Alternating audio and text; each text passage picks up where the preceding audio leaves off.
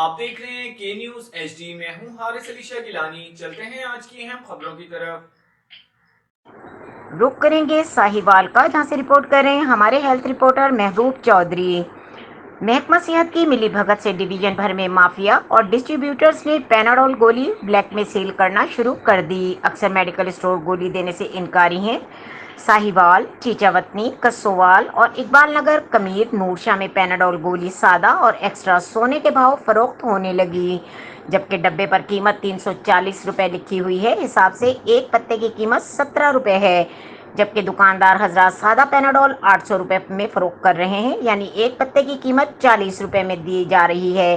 کئی دفعہ کے نیوز چینل انٹرنیشنل کی ٹیم نے نشاندہی بھی کی، پر کوئی ٹس سے مس نہیں ہوا۔ شہریوں نے اعلیٰ حکام سے نوٹس لینے کا مطالبہ کر دیا۔